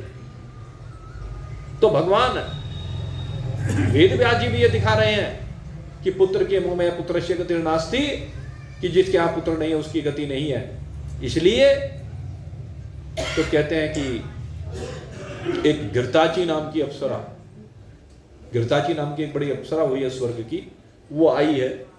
और भगवान वेद व्यास जी अरणि मंथन कर रहे थे यज्ञ के लिए। और यज्ञ के लिए अरणि मंथन करते करते वो घृताजी अप्सरा उनके सामने आ गए, लेकिन डर करके वो सुकी बन गई। वो एक सुकी बन गई और उसे देख करके, उसके रूप सौंदर्य को देख करके वेद व्यास जी का तेज स्खलित हुआ। और उसी से, अरणि से या सुकी से कह लीजिए, कहते हैं एक पुत्र का जन्म हुआ। पुत्र गर्भ में तो आ गया अरणि के, वैसे कहा जाता है अरणि उनकी धर्म पत्नी का नाम है। तो पुत्र गर्भ में तो आ गया, लेकिन वो बाहर निकलना नहीं चाहता। 16 साल तक गर्भ में ही है। कहीं की 12 साल का भी विधान आता है, जो भी है खैर में इससे क्या लेना देना। लंबे समय तक गर्भ में ही है, बाहर नहीं निकलना। क्यों? कहने के बाहर निकलूंगा तो संसार की माया प्रभावित करेगी, इसलिए बाहर नहीं निकलना चाहता। लेकिन ब्रह्मदेव ने कहा कि नहीं, तुम्हारे ऊपर माया का प्रभाव नहीं होगा, बाहर आ जाओ। बाहर आए और बाहर आते चल दिए। यम प्रविजंतम अनुपेतम पेति कृत्यम द्वैपायनो विरह कातर आजुहाव पौत्रेति तनमहतया तरवो विनेदु तम सर्वभूत हृदय मुनिमान अस्मि। क्या हुआ? कहते वो आगे आगे जा रहे हैं और भगवान वेद व्यास जी, अरे मेरा बालक अभी जन्म हुआ और अभी चल दिया जंगल की ओर। वो आगे आगे, वो पीछे पीछे दौड़ रहे हैं। ऐसा अभिनय कर रहे हैं भगवान वेद व्यास जी उसके पीछे दौड़ते हुए, जैसे एक सांसारिक गृहस्थी हो। तो जब अभिनय करते हैं भगवान तो बिल्कुल गृहस्थी वाला अभिनय करते हैं, वही सांसारिक प्राणी वाला अभिनय करते हैं। वेद व्यास जी के ऐसे अभिनय करते हुए जब पीछे पीछे जा रहे हैं, तो कहते हैं भगवान सुखदेव जी ऐसे तन्मय हैं अपने स्वरूप में कि वेद व्यास जी की आवाज भी नहीं सुनती। लेकिन वेद व्यास जी की आवाज किसको सुनती है? कहते हैं उन सुखदेव जी के साथ वृक्ष तन्मय हो गए। तरवो विनेदुस्तम सर्वभूत हृदय मुनिमान, मुनिमान है। कहते वो ऐसी एक रूपता, उनका ऐसा ओरा, ऐसा तेज सुखदेव जी का, कि वृक्ष भी सुखदेव जी के साथ एक रूप हो गए। और एक रूप होकर के वो भगवत दर्शन कर रहे हैं। और भगवत दर्शन करते करते उन पेड़ों ने सुखदेव जी की ओर से जवाब दिया कि ये तो हवा का झोंका है, हवा का झोंका पकड़ा नहीं जाया करता। व्यास जी जाओ नारद मुनि आए, उन्होंने समझाया और समझाने के बाद कहने मोह से व्याकुल हो रहे हो, तुम्हें मोह से व्याकुल नहीं होना चाहिए व्यास जी। उपदेश दिया, कहने लगे तुम्हारे मोह से व्यतीत होने का कारण है तुमने धर्म कर्म की बहुत व्याख्या की है, लेकिन तुमने प्रेम का वर्णन नहीं किया। किसके प्रेम का? कहते परमात्मा के प्रेम का वर्णन। परमात्मा का प्रेम जो भक्तों ने ऐसा प्रेम भगवान से किया है कि भगवान को विवश होकर के यहां पर आना पड़ा है, तुमने उन लीलाओं का वर्णन नहीं किया। इसलिए जाओ व्यास जी, भगवान के जो 24 अवतार अब तक हुए हैं, उस 24 अवतारों में जो भगवान ने लीलाएं की हैं, अपने भक्तों के ऊपर जो कृपाएं की हैं, उनका गुणानुवाद करो, भक्तों की लीला का गुणानुवाद करो। भगवान तो भक्तों के पुकारने पर स्वतः चले आते हैं। और भगवान वेद व्यास जी गए कहां? बद्रिकाश्रम। और बद्रिकाश्रम में जाकर गणपति बाबा का आह्वान किया और वहीं पर श्रीमद् भागवत कथा का भगवान वेद व्यास जी के श्रीमुख से उद्गम हुआ और भगवान के इस दिव्य अमृत वाणी को हमारे सामने रखा श्री गणपति बाबा। गणपति बाबा ने बड़ी दिव्य भागवत हमें प्रदान की। व्यास जी ने देखा कि भागवत जी की संरचना तो हो गई, लेकिन इसका पान कौन करेगा? कुछ शिष्य हैं और सामान्य शिष्य नहीं है। उनके शिष्य पता है कौन है? जैमिनी ऋषि, धर्मशास्त्र को देने वाले जैमिनी ऋषि, वैशंपायन जी, सुमंतो हैं, एक से बढ़कर के एक शिष्य हैं भगवान वेदव्यास जी के, बड़े विद्वान शिष्य हैं। लेकिन किसी को भी पात्र नहीं समझा भगवान वेदव्यास जी ने। इसलिए क्या किया? थोड़े से श्लोक याद करा दिए। भागवत के 18,000 श्लोकों में से थोड़े से श्लोक याद किए और कहने लगे जाओ गुनगुनाओ, जो पात्र होगा दौड़ा चलाएगा। और वो भागवत के श्लोक गाने लगे। और जब भागवत के श्लोक उन्होंने गाने प्रारंभ किए वन में जाकर के, उन श्लोकों को किसने सुना? कहते जो वृक्षों के साथ भी तन में हो गया। जब वन में गए तो वन में वृक्षों ने सुना और वृक्षों ने सुखदेव जी के उस एहसान को, कौन सा एहसान? जिसके कारण से उनको भगवत दर्शन हो रहा है। सुखदेव जी के कारण भगवान के साथ एक रूपता बन रही है। उन वृक्षों ने प्रसारित कर दिया सुखदेव जी को, आदान प्रदान हो गया। और वो श्लोक जैसे सुखदेव जी के कान में पड़े, नारायणम नमस्कृत्य नरं चैव नरोत्तमं देवीं सरस्वतीं व्यासं ततो जयम उदीरिये। ये ऐसे मंत्र जिसमें भगवान को नमस्कार किया गया। ऐसे मंत्रों को जब सुखदेव जी ने सुना, उन मंत्रों को सुनकर के सुखदेव जी दौड़े हुए आगे बढ़े। किसकी ओर? उन शिष्यों की ओर। जो शिष्य भागवत के मंत्रों का उच्चारण कर रहे थे, उनकी ओर बढ़ते चले आए। और जब उनकी ओर बढ़ते गए कहने लगे, भैया मैंने दुनिया के सारे ग्रंथ पढ़े हैं, सारे ग्रंथों का मैंने श्रवण भी किया है विधि पूर्वक, लेकिन ये कौन से ग्रंथ के श्लोक हैं ये मेरी समझ में नहीं आया। अरे ऐसा मीठा बोल किसका हो सकता है? कहले श्रीमद् भागवत के मंत्र है। कहले भागवत कौन सा ग्रंथ है? हमने तो आज तक कभी सुना नहीं कौन भागवत नाम का ग्रंथ है। कहले हमारे गुरुदेव ने लिखा है, तो मुझे अपने गुरुदेव के पास लेकर के जरूर। अरे जिसमें इतना प्रेम है, जहां ऐसे प्रेम रस का प्रवाह हो रहा है, मुझे उस प्रेम रस को पाना है। उस प्रेम रस को पाने के लिए सुखदेव जी लौट करके आते हैं गुरुदेव के पास। और देखा गुरुदेव कोई और नहीं, भगवान वेदव्यास जी। वेदव्यास जी ने सुखदेव जी को देखा, सुखदेव जी ने भगवान वेदव्यास को देखा, जो जन्म के साथ ही छोड़ करके चल दिए थे। भागवत में इतनी शक्ति है कि उस भागवत ने बेटे को पुनः पिता से मिला दिया है। यह भागवत का फल है। नारद जी ने जो उपदेश व्यास जी को दिया था, ये उसका फल है। क्योंकि व्यास जी ने नारद जी की बात को माना। मैं इसीलिए कहता हूं कि संत की बात को मानिए।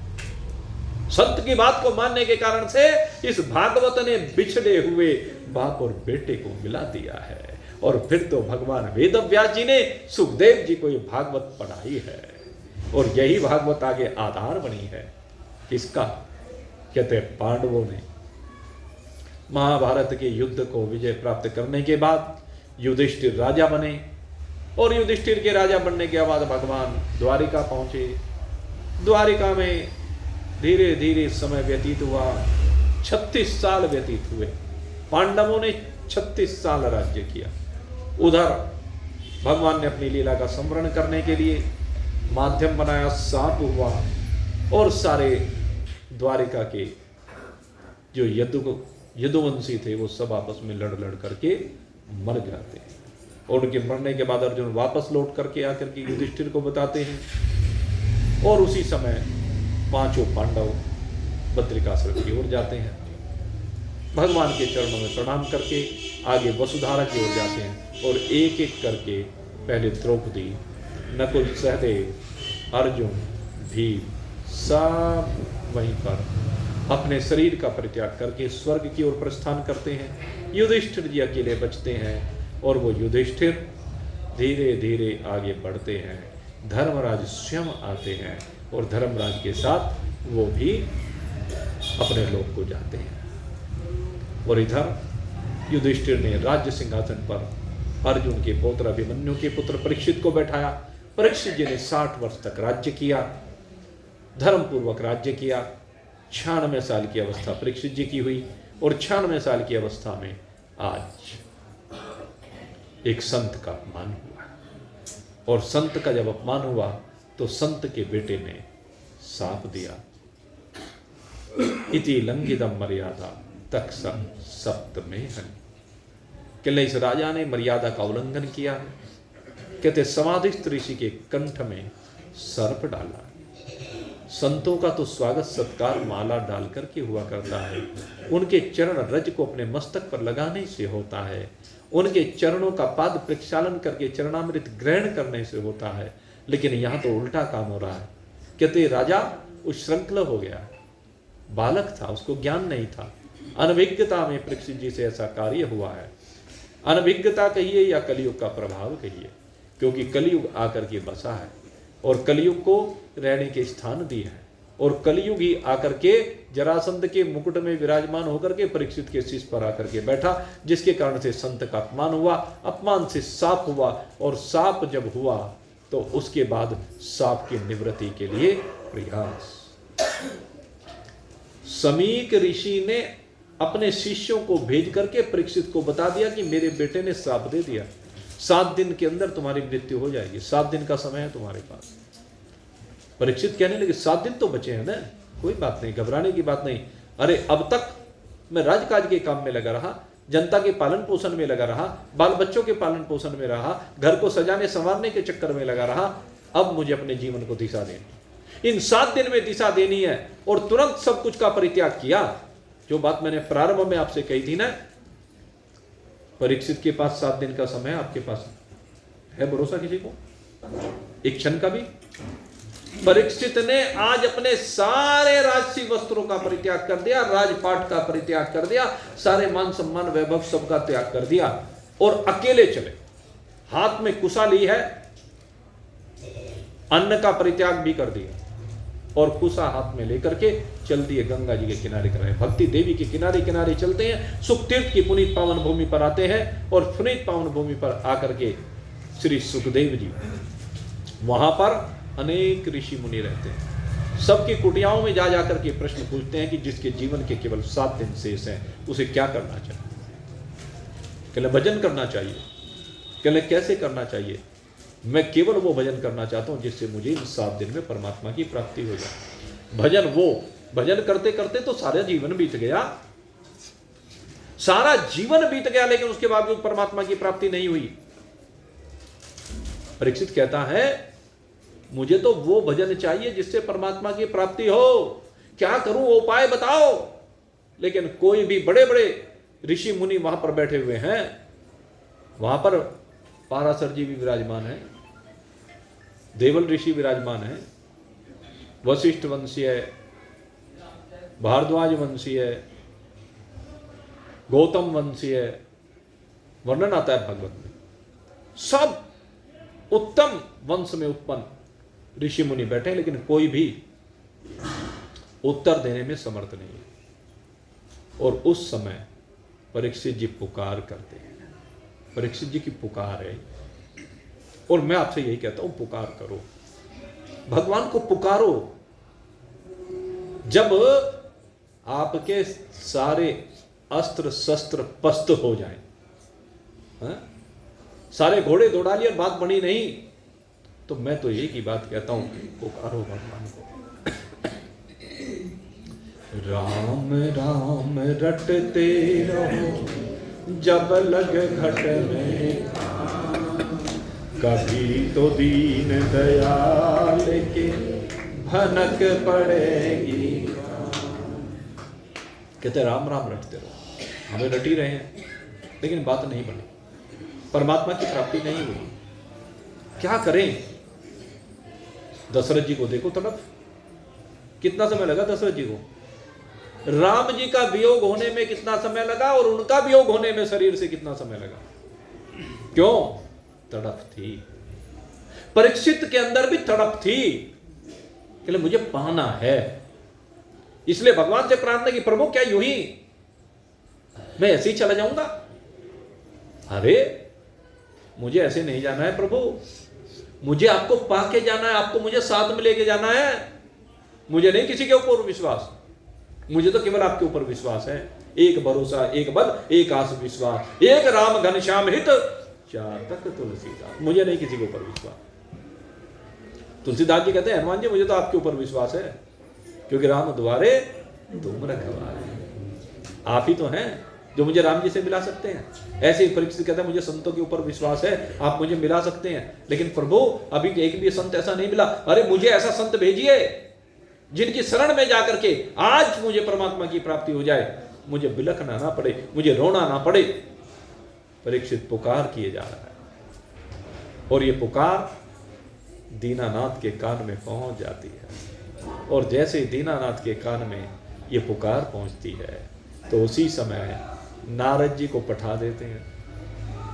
नारद जी को पठाया, और नारद जी वहां से चल करके अब आए हैं उस जगह पर जहां पर एकांत में, वन में ये श्री सुखदेव जी विराजमान है। और श्री सुखदेव जी से नारद जी कहते हैं, तुम्हें पुकार नहीं सुन रही है? कि सुन रही है, लेकिन मैं क्यों जाऊं? मैं तो असंग हूं। अरे अपने आप कर लेगा जी, इन्हें भगवान ने मुझे भेजा है आपको पठाने के लिए, कि आपको भेजा, भगवान ने भेजा कि हाँ इन्हें चलो। और सुखदेव जी अब चले हैं उस पुण्य पावन भूमि की ओर, जहाँ पर परीक्षित जी के हृदय में तड़प है परमात्मा से मिलने की, और सुखदेव जी के हृदय में अब ललक है उस भक्त के दर्शन करने की। एक ओर सुखदेव जी चले हैं, दूसरी ओर परीक्षित जी, और दोनों का अब मिलन होगा। लेकिन यह मिलन अब कल होगा। कल आपके सामने इस प्रसंग की दिव्यता को रखने का प्रयास करेंगे।